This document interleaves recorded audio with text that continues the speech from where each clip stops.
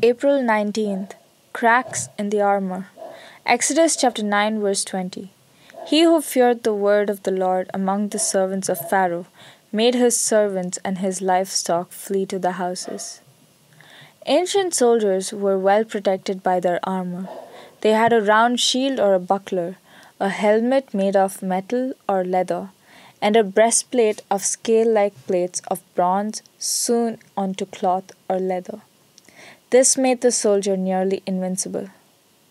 Still, there were often gaps or cracks where the pieces came together.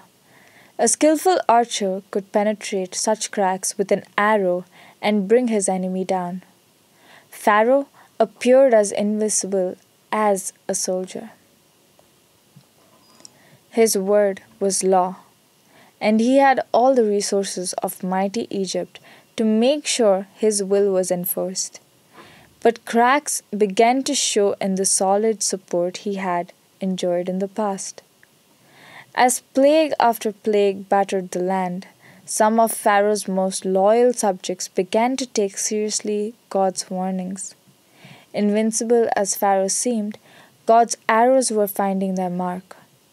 William Wilberforce struggled for many years against England's involvement in the slave trade.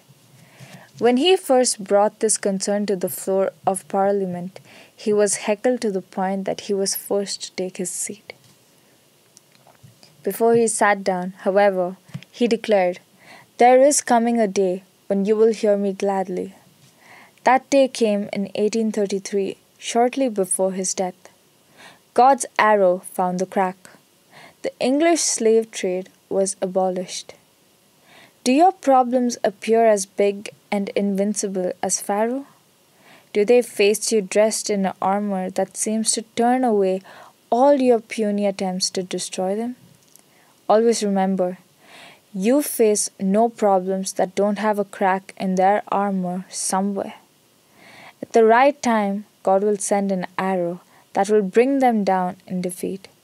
You can count on it. Trust God, His arrows always find the crack. Amen.